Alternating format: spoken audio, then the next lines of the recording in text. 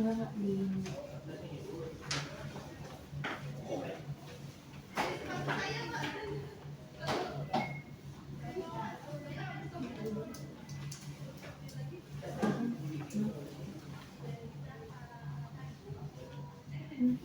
siap? Assalamualaikum warahmatullahi wabarakatuh. Selamat pagi Bapak Ibu dosen Ponapu dan rekan-rekan program 4B ya. Oke, pada pagi ini alhamdulillah kalian bisa hadir ya untuk memaparkan hasil proyek studi kalian berupa bentuk laporan dan presentasi gitu ya. Yang pertama, kalian akan memaparkan terlebih dahulu laporannya dan presentasikan. Yang kedua, nanti setelah itu akan dikonfirmasi oleh dosen masing-masing dosen Ponapu dengan tanya jawab ataupun berupa masukan-masukan. Ya. Jadi tidak berlama-lama lagi, silakan waktu dan tempat dikatakan untuk kelompok 4B untuk memulai presentasi. Assalamualaikum warahmatullahi wabarakatuh. Selamat pagi, Bapak dari dosen selaku pengikuti mata kuliah yang berada dalam proyek ini. Terima kasih sudah memberikan kesempatan kepada kelompok kami untuk mempresentasikan strategi selama perjalanan langsung. Kami dari kelompok 4B yaitu PQ Games. Kami terdiri 5 orang, yaitu ada Nela Aulia Putri, kemudian ada Anissa Nurhayati, ada Dewi Amarit Budiman, ada Salma, dan saya sendiri Salsibila Abu. Ada 6 bab utama yang akan kami bahas. Pertama adalah mengenai kelayakan usaha, yang intinya adalah untuk memperkenalkan usaha dan juga produk kami. Pure Drinks adalah usaha di bidang minuman yang telah dirintis oleh kelompok kami dalam program PBL semester 4 dengan fokus pada penjualan minuman segar seperti dan bersoda seperti cappuccino cincau, Let's Plus, strawberry, dan juga dari soda. Usaha ini dipilih berdasarkan pembagian opsi penjualan dalam program PBL serta karena melihat tingginya minat masyarakat terutama remaja dan juga dewasa muda terhadap minuman praktis yang sesuai dengan tren nongkrong mereka dan juga gaya hidup yang cukup kekinian. Target pasar PQ Drinks adalah konsumen berusia 15 hingga 35 tahun seperti mahasiswa, dosen, dan masyarakat umum yang memiliki gaya hidup aktif, yang mencoba produk baru dan juga menyukai minuman yang manis dan juga menarik. Kami memiliki 2 tujuan utama, yaitu adalah tujuan jangka pendek dan juga tujuan jangka panjang. Tujuan jangka pendek kami adalah untuk menghasilkan sebanyak mungkin hasil ketika PBL berlangsung, dan juga tujuan jangka panjang kami adalah untuk agar lebih dikenal luas di luar maupun di dalam lingkungan kampus. Pure Drinks sendiri terletak pada kombinasi dan juga tekstur yang unik, tampilan minuman yang sangat menarik seperti Let's Plus warna putih dan juga dicampur dengan jelinya berwarna pink. Next slide. Kami memiliki 2 proses identitas bisnis. Yang pertama adalah proses utama, yaitu untuk pertama ada perencanaan produk, kemudian ada pengadaan bahan baku, ada penerimaan dan pengolahan pesanan, ada penyajian kemasan, ada penyaluran produk. Next slide. Dan juga kami memiliki proses pendukungnya, yaitu adalah promosi dan pemasaran, manajemen keuangan, dan juga manajemen swadaya. Selanjutnya di sini ada aspek hukum. Pembahasan aspek hukum ini akan meliputi tentang legalitas usaha, perencanaan badan usaha, perlindungan hak kekayaan intelektual, dan juga penerapan hukum kontrak dan ketenaga kerjaan. Di sini ada legalitas usaha. Nah, legalitas usaha ini itu sangat penting untuk memberikan perlindungan bagi pelaku usaha, konsumen, dan juga pihak terkait. Legalitas usaha juga meningkatkan kredibilitas usaha, memudahkan akses terhadap bantuan pemerintah dan juga permodalan, serta membuka peluang kerjasama. Namun, Pure Drinks belum memiliki legalitas usaha secara formal dikarenakan masih mempertimbangkan keberlanjutannya setelah kegiatan PBL. Di sini ada juga jenis-jenis legalitas usaha, diantaranya itu ada EDB, SKU, UMK, dan juga izin lokasi dan izin usaha. Perencanaan badan usaha Pure Drinks. Di sini seandainya Pure Drinks ingin melanjutkan usahanya, Pure Drinks telah memilih legalitas usaha Yaitu adalah NIB. Alasannya itu karena pembuatan NIB ini sangat bisa diakses dengan mudah, bisa menggunakan online, yaitu di webnya yaitu OSS. NIB ini juga menjadi dasar untuk memperoleh izin lanjutan dan memperluas kesempatan usaha di masa depan. Selanjutnya ada hak kekayaan intelektual.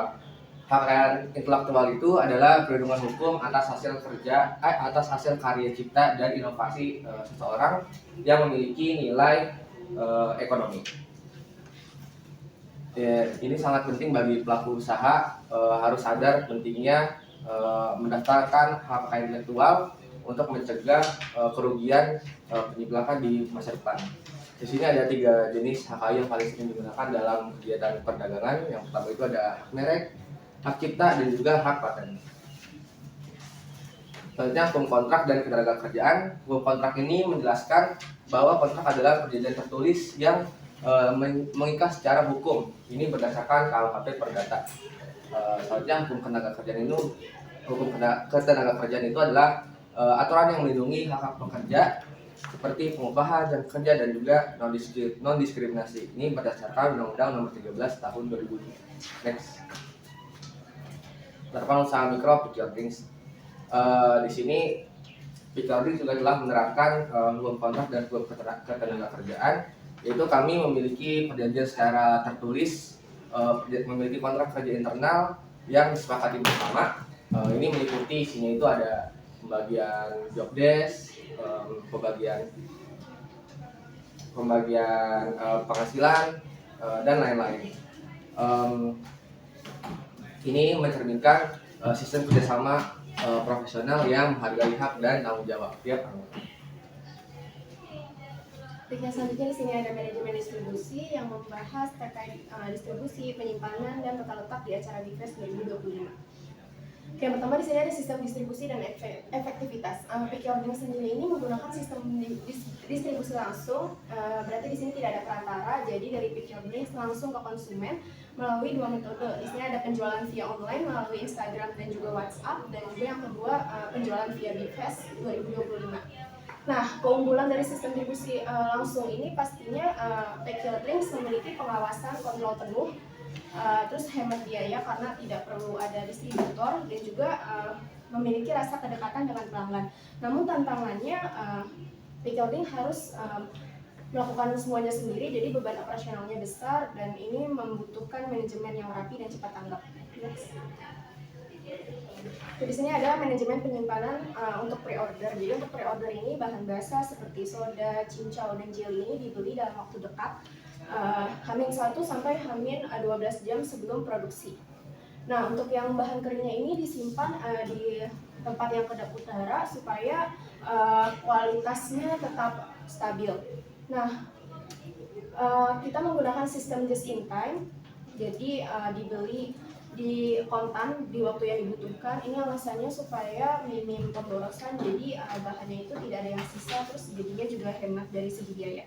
Nah, produk ini juga dikirim di hari produksi, alasannya adalah untuk menjaga kesegaran dari produk. Walaupun produk kita sudah menggunakan botol yang bersegel. Nah, untuk penyimpanan selama di BIFES 2025 ini, stoknya ini disesuaikan untuk event. Untuk hari pertama ini, kita menargetkan untuk menjual 100 cup, kemudian menyediakan juga cadangan sebanyak 30 cup. Dan ternyata di hari pertama ini habis, kemudian kita cepat adaptasi dan memutuskan untuk meningkatkan stok penjualan di hari kedua. Nah, untuk es batu ini juga kita menggunakan penyimpanan. Di sini ada 2, yaitu cooler box yang ukuran 5 liter dan ice bucket ukuran 20 liter. Oke, selanjutnya di sini ada tata letak dan alur kerja di stand. Karena memang ukuran tenan tidak terlalu besar, mungkin sekitar 1,5 meter kali 1,5 meter. Jadi untuk tenan ini dibagi menjadi 2 tempat aja. Jadi yang depan ini untuk penerimaan pelanggan dan juga pembayaran, kemudian di bagian belakang ini untuk meracik produk. Nah, alur kerjanya ini satu arah atau one way flow, ini untuk meminimalkan antrian dan juga mempercepat pelayanan. Hasilnya cukup efisien dan fleksibel untuk mendukung pelayanan cepat meski ruang terbatas. Baik, selanjutnya saya akan menjelaskan mengenai manajemen keuangan pada bisnis Pick Your Drinks. Di sini ada aspek keuangan. Untuk harga jual dari Pickering sendiri terdapat 4 menu, yaitu cappuccino cincau, soda berry, smoothies soda, dan lettuce squash. Untuk PO kita menghargai di harga 6.000, dan juga untuk di Bifest kita di harga 5.000 karena penggunaan botol yang lumayan mahal. Lalu ini ada fixed cost-nya, itu pengikutan peralatan sebesar 1.000 dalam setiap bulan. Dan ini variable cost atau HPP di setiap menu yang ada di Bifest dan juga di PO sebelum-sebelum. Nah, ini dari aspek keuangan juga. Ini penjualan dari pre-order dari batch 1 sampai 3. Untuk total produk untuk PO batch 1 sampai batch 3 cenderung naik dengan sangat signifikan. Pendapatannya juga naik dengan signifikan. Pembelinya juga kita stabil. Varian favorit dari PO batch 1 sampai 3 itu cappuccino cincau, dan digital payment-nya itu di batch 3 kita sampai di 60% menggunakan QRIS. Lalu untuk pencatatan penjualan Bifest di hari pertama kami stok di 100 piece, tapi karena banyaknya peminat dan juga kesediaan kami menyanggupi dan juga bisa sampai 134. Dan juga untuk hari kedua kami menyentuh di 150 gelas per hari kedua. Selanjutnya, untuk laporan keuangan ini ada initial outlay atau pengeluaran awal pada Pick Your Drinks, yaitu sebesar 235.870 perak. Lalu untuk laporan laba rugi dari bulan April dan Mei, April ini kita di open PO sebesar 360 untuk pemasukan penjualannya dengan net income 41.939, dan Mei ini kita di batch 3 dan juga Bifest sebesar 1.720.000 dengan net income 133.000. Selanjutnya, nah ini untuk laporan laba rugi tapi simulasinya pada bulan Juni, Juli, Agustus, dan juga September. Dan ini juga simulasinya lagi di bulan Oktober, November, Desember, dan juga Januari. Ini untuk di bulan Februari dan Maret. Dari laporan laba rugi ini kita mendapatkan free cash flow, yaitu dengan jumlah 1.372.000 selama 12 bulan. Nah, sekarang kita masuk ke menghitung NPV dan juga IRR dan juga Profitability Index atau PSPI. Di sini ada terminal value dengan rumus FCF kali 1 tambah G dibagi D dikurang D dengan catatan seperti ini, lalu mendapatkan hasil terminal value itu 1.208.088. Dan ini untuk net present value kita menggunakan diskon 25% dengan total NPV 158.372, yang berarti bisnis kami termasuk yang bagus atau karena dia melebihi 0 jadi diterima. Lalu untuk profitability index dengan 25% kami mendapat profitability index sebesar 1,4949, jadi karena dia melebihi 1, bisnis kami termasuk layak dan juga diterima. Dan ini untuk internal rate of return kami menggunakan rumus Excel, yaitu IRR jumlah free cash flow dibagi 12 dan mendapatkan hasil 41%, yang dimana itu melebihi ROR yaitu 25%. Jadi kita mendapatkan nilai sebesar 41% yang pasti, jadi bisnis kita layak untuk diterima. Untuk payback period kita di bulan ketiga kita sudah mendapatkan keuntungan dari modal yang sudah kita keluarkan. Selanjutnya, nah ini untuk analisis laporan keuangan pada Pick Your Drink. Ini buat neracanya ini yang saya bikin untuk yang sudah terjadi di pada PO dan juga Bifest. Nah, ini untuk neracanya dengan total aset 411.820, laporan perubahan modalnya 411.820 juga. Untuk laporan arus kas, keadaan dan setara kas pada akhir periode itu 179.950, dan juga laporan laba rugi sama yaitu sebesar 174.950. Nah, untuk analisis rasio saya di sini menggunakan 4, yaitu kondisi likuiditas, permodalan dan stabilitas, terus tingkat profitabilitas usaha, dan juga efisiensi pengelolaan aset dengan mendapatkan nilai sebesar ini. Dan ini untuk struktur neraca analisis common size. Ini untuk struktur neracanya kami sudah analisis menggunakan common size dengan hasil seperti ini. Lalu untuk struktur laporan laba rugi yang sudah kami analisis dengan laporan dengan common size juga mendapatkan hasil seperti di layar ini. Untuk menghitung short term investment ini yang pertama ada deposito. Kami mensimulasikan modal awal itu sebesar 235.807 di Bank Neo Commerce dengan bunga 7,50 per tahun. Dapat berapa sih? Nah, kami sudah menghitung dan mendapatkan sebesar 254.566. Selanjutnya, untuk reksadana kami memiliki modal akhir sebesar 1.372 dan pengen melihat nih hasil return sebesar 7% per tahun di reksadana bakal dapat berapa harga akhirnya. Dan di sini kita menghitung pada akhir tahun selama 3 tahun akan mendapatkan sebesar 1.680.758. Selanjutnya untuk cicilan dan bunga di sini Pickering berencana untuk membeli motor sebesar 15 juta dan di sini ingin KUR di Bank BRI selama 1,5 tahun atau 18 bulan. Nah itu tuh berapa untuk pembayarannya? Untuk pembayarannya ini untuk angsuran pokoknya, bunga bulanannya dan juga total angsurannya. Selanjutnya ini untuk tabel angsuran yang harus dibayar yaitu untuk berarti selama per bulan itu Pickering harus mengeluarkan sebesar 878.333 dengan total akhir 15.810. Nah ini konsep time value of money ini sama seperti deposito. Pickering yang menyimpan atau menabung di bank e-commerce sebanyak 236.807 ribu dengan suku bunga 7,50% per bulan. Maka berapa total tabungan Pickering selama 12 bulan menggunakan rumus time value dengan hasil. Nah ini tetapi ada typo ibu maaf, ini harusnya 7,50% dengan total 254.566. Selanjutnya berikutnya saya akan menjelaskan terkait dengan mata kuliah pemasaran digital. Yang pertama yang akan dibahas pada pemasaran digital yaitu ada aspek pemasaran. Aspek pemasaran ini membahas terkait dengan apa itu pemasaran dan juga tujuan pemasaran. Kemudian ada analisis 4P dari Pickering yang tadi telah disebutkan sama kawan-kawan bahwa produk kami itu ada 4 menu yaitu ada soda berry, leci squash, tipis soda dan juga cappuccino cicau. Kemudian kami juga menentukan segmentasi pasar, target pasar dan juga positioning Pickering di pasaran. Yang pertama yang kami lakukan yaitu ada strategi pemasaran. Sebelum menentukan strategi pemasaran ini, kami terlebih dahulu melakukan riset pasar.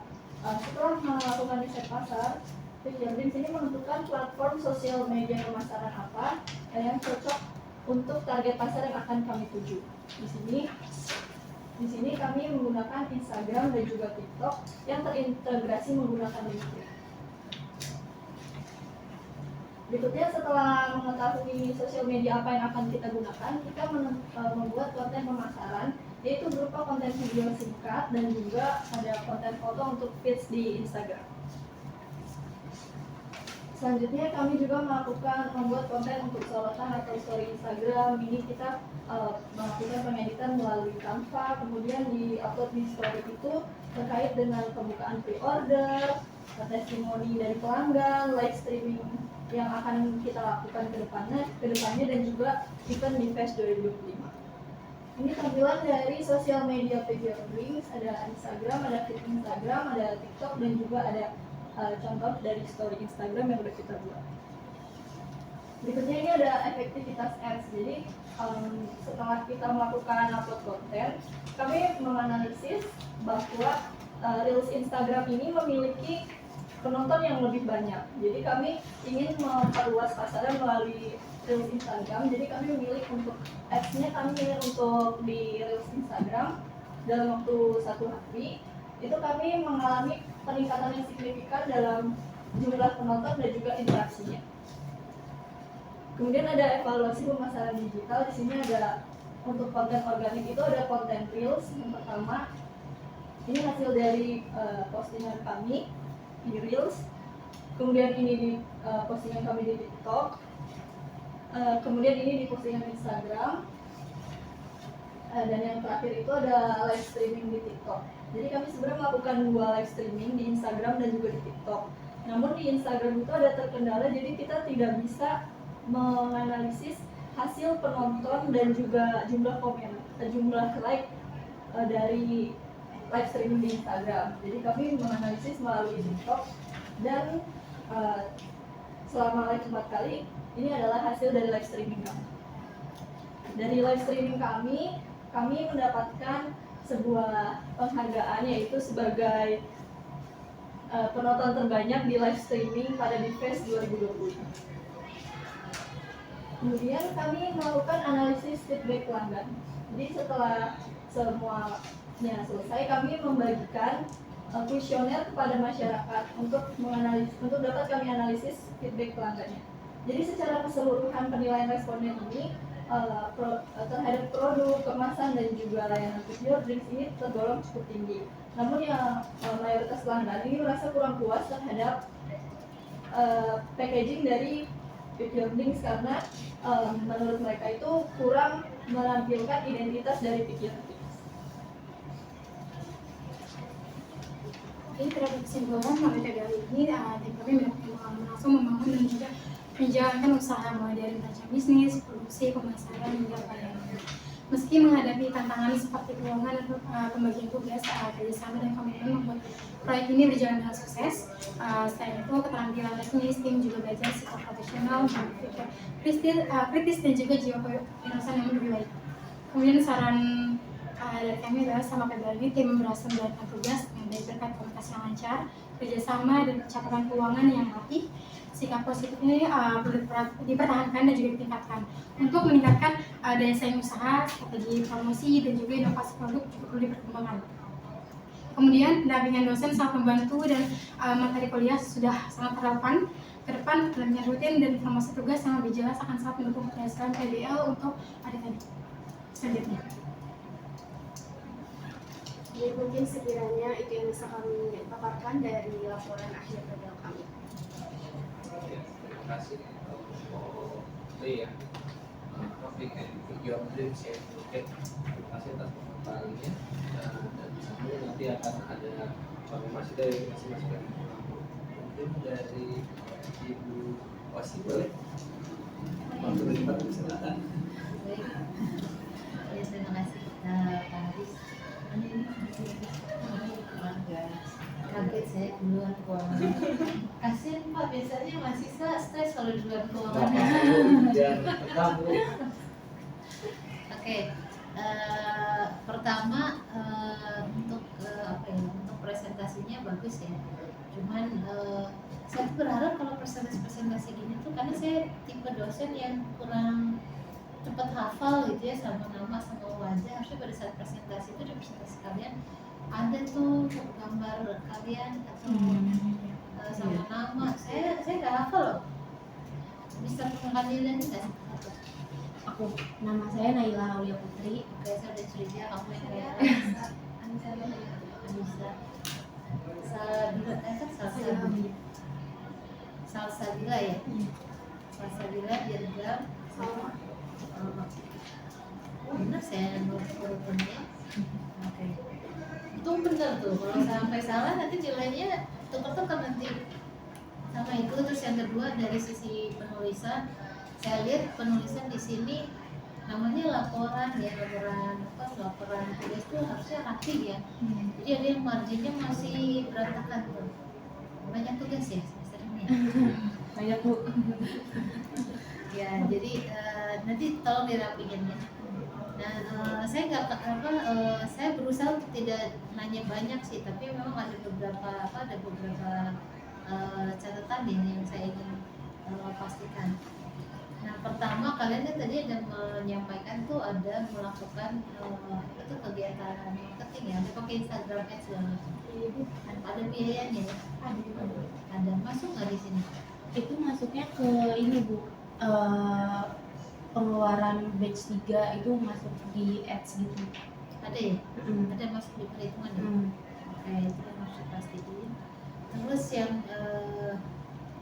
Yang kedua untuk ini ya, untuk apa? Saya perhatikan itu kalian ada menyampaikan laporan rugi laba untuk yang April dan Mei. Penjualan dari April ke Mei kan naiknya jauh nih. Saya juga akan menyampaikan gitu, itu naiknya jauh nih. Tapi kok net income-nya nggak terlalu jauh gitu. Karena ini Bu, kita kan pakai uang gaji karyawan dan lain-lain ya Bu. Jadi sebenarnya kalau misalkan dihitung dengan Gajinya lebih tinggi ya di bulan ini. Iya. Kenapa? Karena produksinya lebih banyak atau gimana? jadi kita ngitungnya Hitungannya kalau gimana? gaji itu 1.000 per cup. Oh, Jadi makanya di sini gajinya lebih besar pada bulan Mei. Ini juga ini berarti terjual 60.000 cup, untuk biaya gaji itu berarti terjual 324 cup gitu Bu. Jadi kan hitungnya gajinya per cup gitu. ya, ya. Sama biaya transportasi karena apa? Karena apa nih bedanya April sama Mei, apa nih biaya transportasi? Dalam biaya transportasi itu kita ada satu orang yang beli, nah itu bensinnya biasanya kita yang nanggung gitu Bu, biaya transportasi. Jadi pemesanan apa? Oh kan itu ada open PO, ada di ini, ada di Bifest. Bifest. Pas Bifest nggak ada dong. Bifest itu yang bulan apa? Mei. Mei. Tapi ini biaya transportasinya kita beli bahan Bu. Oh, Beli bahan. Selama ini sih Bu, selama ini kan pas buat Bifest itu kan kita angkut-angkut barang. Dan kebetulan emang menggunakan mobil, jadi itu transportasinya juga buat mengganti dari situ sih Bu. Nah, ini banyak ya produksinya ya. Jadi kira-kira analisanya apa tuh yang harus kalian lakukan gitu? Maksudnya untuk ke depannya apa yang harus dilakukan hasil analisa dua ini? Dari dua ini Bu. Paling kalau dari saya sih lebih banyak di ikut event sih Bu, karena event kan lumayan menambah income kita. Terus juga dari analisa kami, menurut saya sendiri HPP kami terlalu kecil. Maksudnya keuntungan kami terlalu kecil untuk sebuah UMKM. Jadi saya sebisa mungkin, kalau dari analisa saya berharap gimana caranya biar HPP itu semakin turun tapi tidak mengurangi kualitasnya. Kalau dari saya sih seperti itu. Menurunkan HPP. Iya.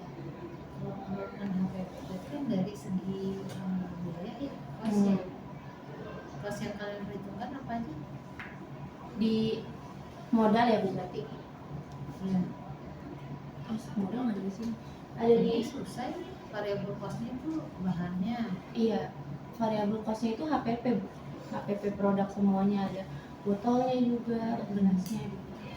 Iya, berarti ini agak susah nih nurunin HPP kalau nurunin HPP. Iya sih Bu. Paling kalau enggak dinaikin harganya sih Bu. Kalau dari saya, soalnya banyak yang kemarin di Bifest tuh pada kaget gitu. Ini 5.000 beneran gitu. Soalnya dari rasa juga kami kan enak kan Bu. Terus juga pada kaget dari cheese cost 5.000-an gitu sih. Saya nggak bisa percaya sih dari segi rasanya enak. Nggak tahu ya. Iya sih Bu. Kalau saya udah nyoba Bu, pas lagi Saya pikir Bifest itu di minggu berapa ya? Minggu ketiga. Tadi saya bilang-bilang itu tahu ternyata udah kelewat nih di minggu sebelumnya. Jadi nggak jadi nih saya datang. Oke, untuk yang ada beberapa tabel lebih baik masuk ke lampiran ya. Oh, Kayak yang apa nih, sudah bayar apa sudah bayar ini apa ya di sini ya? Menemuin aja iya. gitu ya, yang tabel apa nih? pesanan penjualan ya? PO ya. Ya yang tabel penjualan nggak perlu lah, maksudnya nggak usah masuk di sini. Nah sekarang saya lihat dari sini yang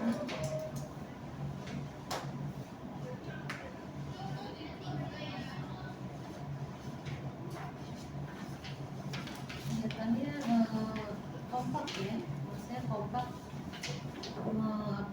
membiarkan Nailah yang mengerjakan keuangan. Yang lain kebanyakan apa nih, aspek keuangan, kampus harga, perhitungan HPP, keuangan, kamus harga, Naila semua yang saya tadi. Coba, kalaupun Naila yang mengerjakan gitu ya, selain Naila nih, ada yang bisa jelasin sama saya nggak yang dimaksud dengan terminal value yang kalian ketemu? Coba, selain Naila, minta yang berempat. Nggak apa-apa ya nggak jadi, tapi kan kalian harus paham. Masa nggak tahu? Ayo. Terminal value nih, kalian ada menghitung terminal value di bisa tandain halaman 81. Kalau nggak ada nggak di situ? Di PPT ada. Nah, tunjukin tuh apa tuh maksudnya terminal value. Saya kasih kesempatan nih dapat. Nah, ini kalau dari sini kelihatan panel dong ini.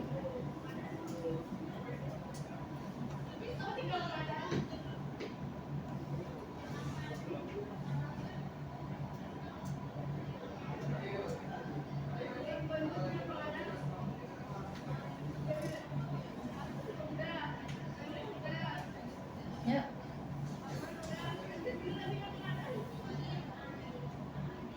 Perasaan di kelas saya cuma gitu deh. Ini saya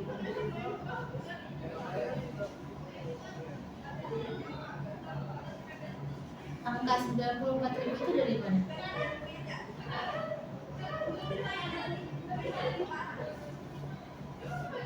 Naila, dari mana 94.000? 94.000 itu dari nilai akhir free cash flow Bu, yang ini 94.000. Kenapa pertimbangannya menggunakan nilai akhir dari free cash flow? Saya ini Bu, mengambil dari laporan cutting yang dulu, mereka seperti ini caranya. Terus saya juga jadi ikut menggunakan seperti yang cutting tahun lalu itu gunakan. Logika saya ya, saya kalau menggunakan terminal value ini, lebih baik kalian menggunakan total free cash flow. Total free cash flow kan untuk 1 tahun kan? Iya. Kalian menghitung nih 1 sampai 12 itu kan berarti kan setiap bulan. Kalau kalian menggunakan 94.000 itu kan hanya di bulan ke-12. Iya. Ya. Logika saya lebih baik total free cash flow untuk 1 tahun. Nah, jadi waktu menghitung terminal value ini apa? Menghitung terminal value ini, kalau kalian sudah bisa memproyeksikan dalam 1 tahun kalian akan menghasilkan total free cash flow tadi berapa? Sebelahnya di 1.372.000. Nah, diasumsikan kalau kalian melakukan bisnis ini secara terus-menerus konstan, balik lagi ke terminal value. Konstan nih kalian lakukan terus-menerus sampai waktu tak terhingga dengan tingkat pertumbuhan dia itu 3% aja ya. Kalian bilang setiap tahun aja saya bikin 2% aja pertumbuhan free cash flow saya, dengan tingkat return yang kalian harapkan berapa? 10%, maka kalian bisa menilai bisnis kalian itu bernilai seberapa besar berdasarkan free cash flow. Nah, kalau kayak gini kan kalian hanya menilai apa? Bulan 12 kan? Kalau bulan 12 dilakukan terus menerus sampai tak terhingga ya. Jadi tidak ada artinya. Jadi coba diperbaiki ya yang ininya. Berarti yang ininya nanti diganti jadi 1.300.000 ya? Ya, 1.372. Nah, sekarang saya nggak akan nanya teknis nih, selain Naila. Ya, kenapa kalian menentukan discount rate-nya 10%?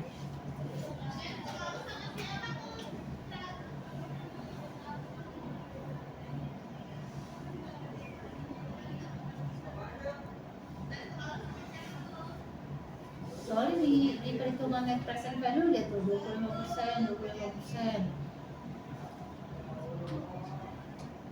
Kenapa yang di terminal value jadi 10%?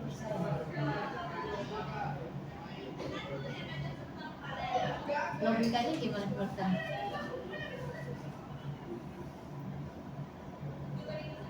Tingkat return yang kalian harapkan dari bisnis ini berapa? 10% atau 25%? 25. Karena jujur ini saya juga dari cutting sih Bu, saya berdasarkan cutting juga yang terminal value ini. Ini PR saya harus direvisi ya Bu yang terminal value. Ya, jadi ya di ini ya tetapkan nih dari awal. Jadi kalau punya bisnis begitu. Jadi harus kalian tetapkan dari awal seberapa. Kan kalau mau mengharapkan return itu kan kalian lihat resiko ya. Jadi kalian lihat nih sebenarnya resiko jenis bisnis yang kalian lakukan itu kira-kira seberapa besar, worth it nggak ya kalau saya ngerjain nih resiko sekian besar, atau nggak secapek ini nih ngerjainnya gitu ya, berapa persen sih return yang saya harapkan kan gitu. Jadi ada pertimbangan seperti itu. Misalkan kalian mau bilang nih, kalau kelompok sebelumnya nih bilangnya karena jenis bisnis saya kentang goreng yang istilahnya banyak orang yang suka, enggak apa, terus kayaknya walaupun banyak yang jual tapi tetap banyak yang beli, jadi resiko nggak terlalu besar. Jadi kita menetapkan return kita sekian persen karena risikonya kayaknya nggak terlalu besar. Jadi ada penjelasan seperti itu ya. Oke, terima kasih Pak. Baik, kan duluan saya. Baik, Bu Esti, terima kasih. Terima kasih Bu Esti. Terima kasih ya. Masukan dan konsultasi ya. Dicatat ya. Tadi Naila bilang ini ngikutin kakak tingkat gitu ya. Nah, kalau dalam bisnis tuh kita nggak bisa copy paste gitu ya. Copy paste nggak sama. Dia bisnisnya apa, kalau bisnisnya apa, di copy paste nggak bakal match gitu ya. Ya, jadi tolong masukan dari Osi diperbaiki gitu ya. Siapa? Ya, oke. Selanjutnya boleh mungkin dari Ibu Elisa. Boleh. Baik, terima kasih Pak Laris sama mungkin Bu Nining, Bu Osi, Dana. Oke, baik ya, sekali lagi ya selamat dan terima kasih kalian sudah berproses dengan baik anak-anakku. Beberapa ya untuk terutama di laporan, benar tadi kata Bu Osi ya, marginnya ini ada yang terlalu ya, gapnya ada yang terlalu jauh, ada yang mepet-mepet, nanti coba dicek lagi. Untuk mata kuliah pemasaran digital, ya nggak apa-apa, konsep memang dimasukkan, tapi kalau teman-teman memanggil konsep itu paling nggak pas implementasi dijelaskan. Contohnya gini, nah, misal jenis iklan, gaya konten, hal apa yang teman-teman terapkan ketika mengimplementasikan, terus engagement gitu, seberapa, kalau saya lihat di hasilnya ya teman-teman nggak mengulas, jadi relasinya apa antara konsep yang teman-teman tampilkan di awal sampai dengan implementasi itu sejauh mana, yang teman-teman pakai seperti apa, misal jenis iklannya jenisnya yang teman-teman pakai apa, konten yang teman-teman pakai apa, kalau engagement itu seberapa jauh engagement antara sebelum dan sesudah, misal ads-nya dipasang atau enggak. Jadi seperti orang baca itu relasinya apa antara konsep yang teman-teman berikan di awal dan hasil implementasi teman-teman. Saya tahu memang apa ya, dari Bufes sampai laporan teman-teman text effort banget dengan 4 mata kuliah bergabung dan menjadi satu laporan. Tapi teman-teman ketika berani menampilkan, teman-teman harus berani memberikan hasil evaluasi atau implementasinya seperti apa. Ya, sebenarnya dari sisi konsep dan teori itu sudah cukup banyak hal yang teman-teman bisa gali, tapi dari sisi implementasi belum teman-teman gali banyak. Gitu ya. Terus saya mau bertanya dulu deh untuk Naila. Terutama ya saya mau bertanya bagaimana ya tadi ya dalam pemasaran digital itu apa yang Naila kontribusikan? Saya live. Oh, live. Saya yang bagian live di TikTok. Oke, berarti yang kemarin yang paling banyak live streamingnya Iya. pakai media apa? TikTok. TikTok. Akhirnya TikTok. Yang tadinya TikTok ternyata nggak boleh. Iya. Ya. Ini TikTok Bu. Ya. Oke. Salma? Oke. Hal apa yang dikontribusikan Salma dalam pemasaran digital? Kalau saya sendiri lebih ke bagian editing, terutama editing video, kemudian kolaborasi juga sama Aulia, salah satu Aulia untuk editing feed Instagram, kemudian juga beberapa kali membuat konten untuk story Instagram. Ini kalau salah Sabil? Sesuai sama saya selama bilang tadi, saya berkolaborasi dengan sama untuk membuat feed di Instagram, dan juga saya juga membuat banner dan juga story-story mengenai Rock Nordic. Anissa? Saya yang bagian bikin copywriting untuk captionnya, saya juga posting dan juga kasih ide-ide untuk konten, baik dari feeds dan juga dari video Reels dan TikTok. Kemudian saya juga live streaming bareng sama Naila tadi, sama Newsroom Program. Bira? Kalau saya bikin konten dulu paling, terus juga sempet juga live stream di awal-awal, sama paling post-post story gitu. Evaluasi ads gimana? Evaluasi ads iklan, masa iklannya, evaluasi iklannya seperti ada nggak ya tadi ya yang awal ya, konsep teori terkait ads dan turunannya itu banyak, tapi evaluasinya nggak relate ya, nanti mungkin bisa dilengkapi lagi. Lalu ya evaluasinya itulah kurang lebih dari saya. Begitu Pak Haris, maka saya kembalikan. Terima kasih. Bisa atas ya, dicatat ya. Oke. Yang ketiga mungkin dari guru ini. Baik, terima kasih Pak Haris. Assalamualaikum warahmatullahi wabarakatuh. Ada yang lagi nggak sehat? Sehat semua ya. Alhamdulillah. Ya, alhamdulillah kita sudah sampai di tahap presentasi, dan ini menandakan bahwa kegiatan PPR ini sudah berakhir. Kemudian Anda juga sudah jadi pengusaha ya.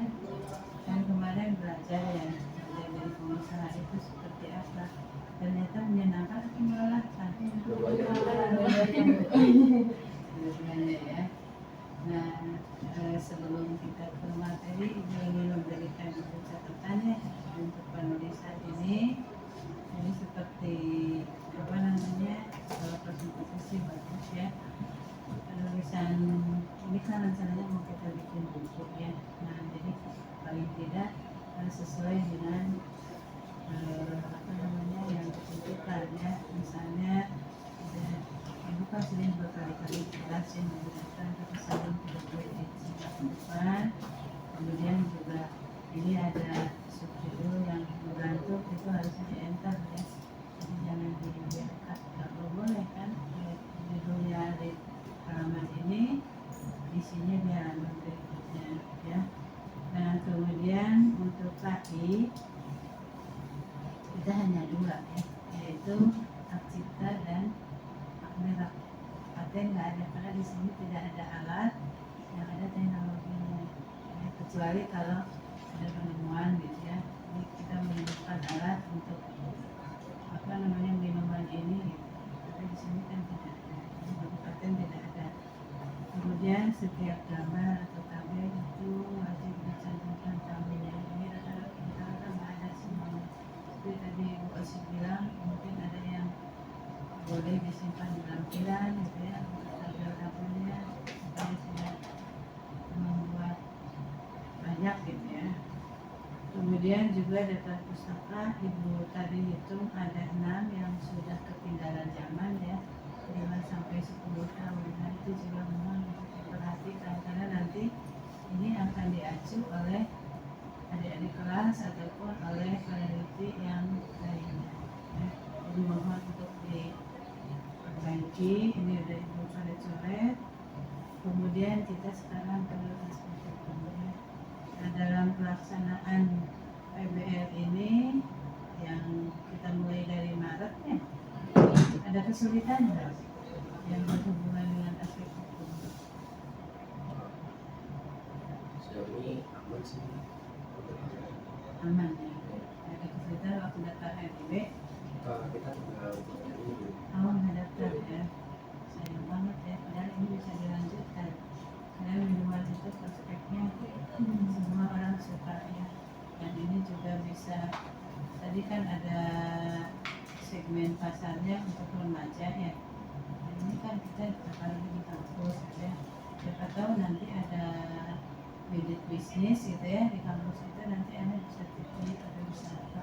Dan ini juga mengharapkan memang ada hal yang seperti itu, ada wadah gitu ya yang bisa menampung produk-produk dari mahasiswa seperti yang berbeda ini ya.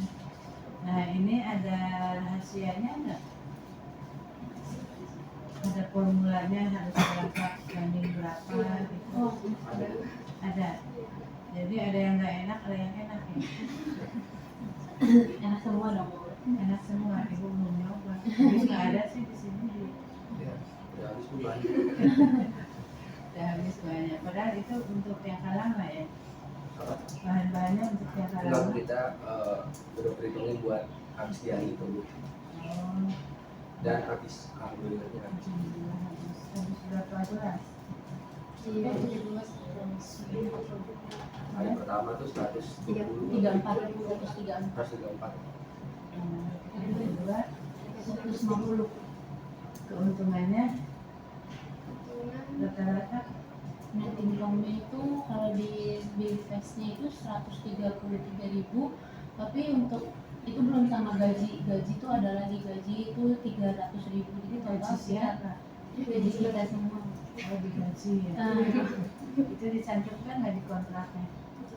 Dan Cantumkan. Berarti itu esensialia ya, yang mutlak harus ada. Gajinya berapa per hari? Kita ngitungnya per cup, jadi Oh, per kakak dibagi 5 gitu ya.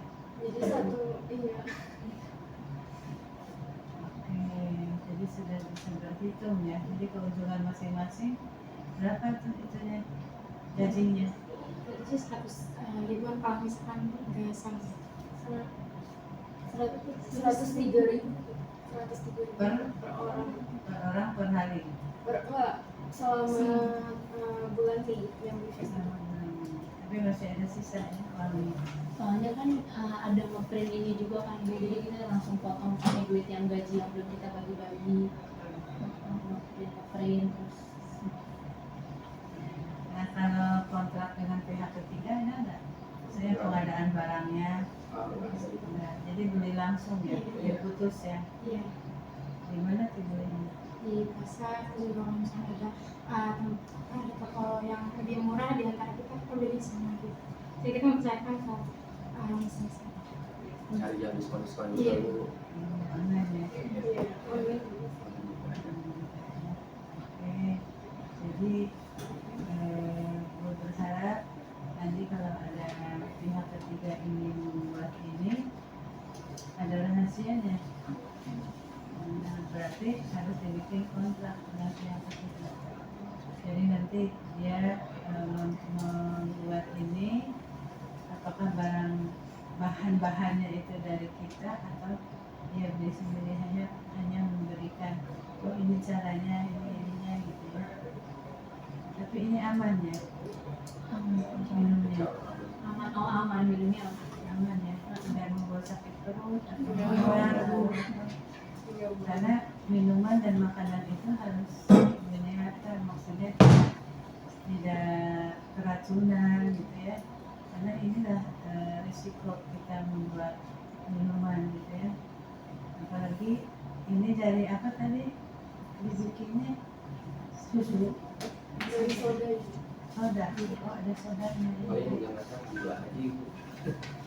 Jadi untuk anak-anak nggak bisa ya. Tadinya mau ibu usulkan ke MB makan apa? Makan gratis.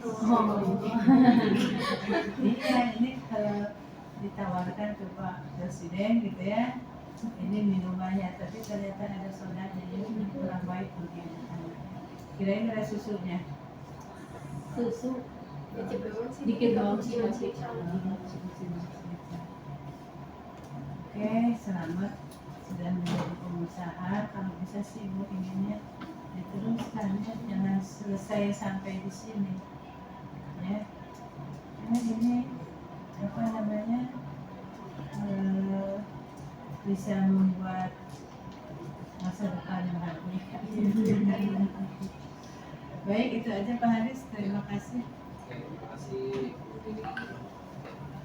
Oke, yang terakhir saya ya di di aspek distribusi.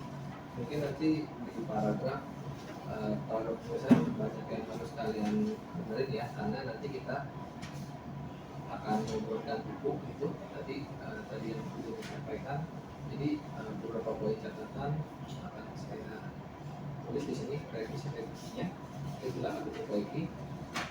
Nah, kalau dari saya kemarin pada saat di FES ada kendala nggak? Ada kekurangan material dan lain-lain? Mungkin itu sih Pak, pas hari pertama sempat agak riwayat itu masalah es batu. Jadi kebetulan kan kita dari hari-hari sebelum di sini udah nyari pengadaan es batu. Kemudian kita kerja sama penjual es teh di Kantek. Jadi kita sharing ongkir, jadinya lebih enak kan. Nah terus sebenarnya awalnya bingung gitu es batu untuk satu hari ini berapa kilo dulu ya. Jadi kita pesen dulu 10 kilo. Enggak yang pagi. Yang pagi di Kantek itu 10 kilo dulu. Terus habis itu ternyata pas dia makan siang habis, terus akhirnya minta Digam untuk cari agen terdekat buat beli es batu. Oke, itu kan berarti masuk dalam penyimpangan persediaan ya, es batu. Saya lihat di sini persediaannya kamu cuma paragraf doang gitu ya. Kalau misalkan ada benar-benar bahan-bahan tuh buat dibuatkan tabel ya. Jadi misalkan kan kalian apa bahan bakunya apa aja, pupuk apa gitu, soda misalnya. Terus apa kan kita waktu itu kan belajar kan ya, kayak analisis ABC gitu yang diperluin gitu ya, yang paling dominan apa gitu ya. Nah itu boleh tuh dibikinin tabel ya, persediaan yang paling sering digunakan apa ya, persediaan nanti nanti ditambahin ya. Terus kan kalau kita ngomongin distribusi kan ada beberapa faktor gitu ya di dalam sistem distribusi ya. Ada pertama fasilitas, yang kedua transportasi, terus komunikasi gitu ya, di perencanaan distribusi ya, di unitisasi gitu ya, ada 4 poin faktor-faktor tersebut gitu ya. Nah di sini kalian tuh kalau saya lihat ini nggak dimasukin. Terus kan kalau kita ngomongin distribusi gitu ya, nah kalian distribusinya itu mendistribusikan kalian dari kalian buat sampai ke pelanggan tuh gimana? Bisa dijelasin nggak? Jadi kita distribusinya langsung ya Pak. Jadi misalnya hari ini kita produksi, jadi sistemnya itu masing-masing dari kita ini nyari pembeli di lingkungan yang dekat sama kita. Jadi misalnya saya domisilinya di Jakarta Timur, jadi saya nyari pembeli itu dari Jakarta Timur. Nanti ketika udah selesai diproduksi, pesanan dari saya ini saya sendiri Pak yang lancar ke pembeli. Jadi masing-masing dari anggota yang mengirim. Kan kalian juga udah di sini kan ada pemandu digital ya, yang menurut saya. Nah, kalian untuk sarana distribusinya tidak memakai platform online gitu, menggunakan e-commerce kah atau transportasi online kah gitu, menggunakan gitu. Nah sebelum bazar kalian ini nggak sebelum BFest kalian ini nggak udah buka event booth atau mungkin pre-order dan lain-lain nggak? Pre-order. Nah pre-order itu sistem transportasinya kayak gimana? Sistem penjualannya gimana? Kalau untuk Cuman by WA kah atau kalian sudah menggunakan platform sosial media kalian? WA dan Instagram Pak. WA dan Instagram. Nah itu boleh ya nanti dijelasin ya masuk di aspek sistem distribusi yang digunakan ya. Jadi ada fasilitas, transportasi, komunikasi, utilisasi dan lain-lain yang ada di materi saya gitu ya. Nah itu boleh nanti ditambahkan situ ya.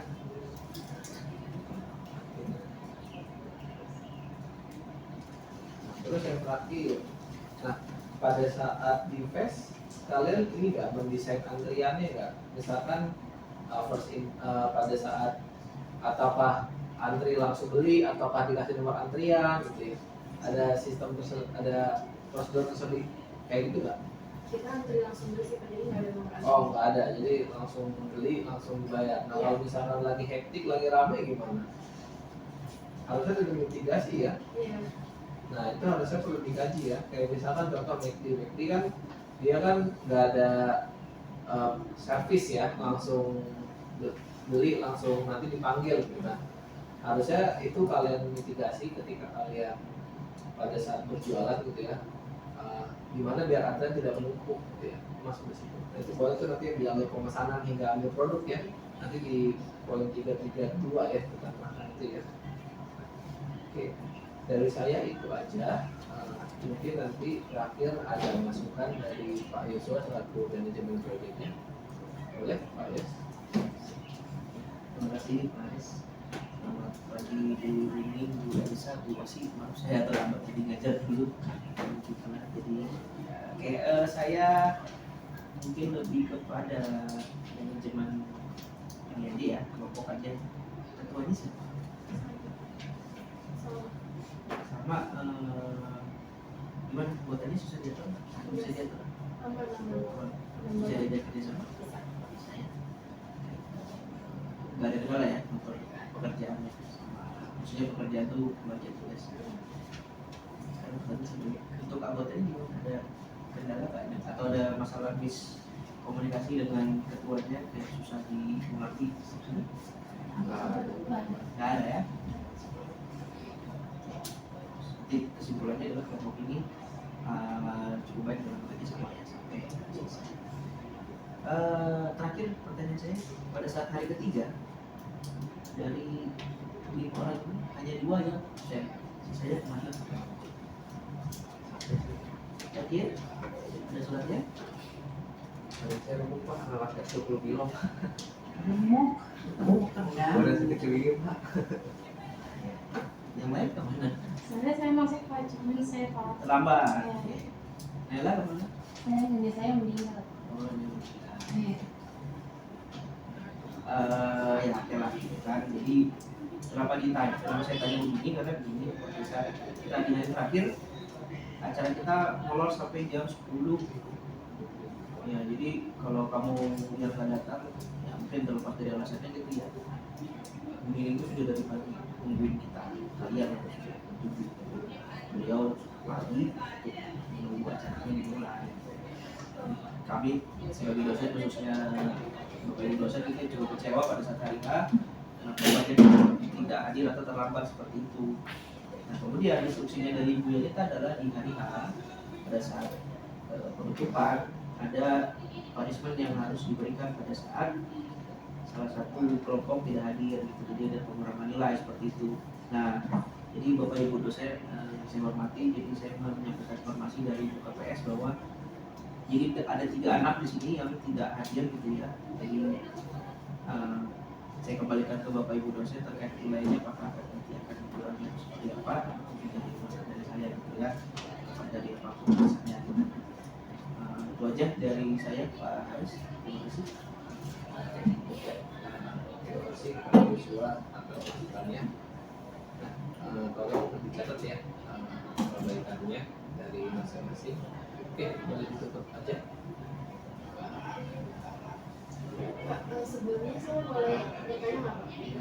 Kan tadi saya mungkin agak bingung ya dalam penyusunan proyek ini karena nggak ada teknis yang tertulis gitu Pak, acuannya untuk margin proyek apa sih follow ukuran yang video, jadi kita sempat bingung, jadi cuma menggunakan informasi dari internet aja, jadi biar sesuai. Ada apa pasti bayar. Oh ya, ini nanti diberikan ini. Nanti kita kasih ya panduannya. Terima kasih banyak atas feedback dan sarannya dari Bapak Ibu dosen untuk laporan PBL kami. Kurang lebih kami mohon maaf. Wassalamualaikum warahmatullahi wabarakatuh.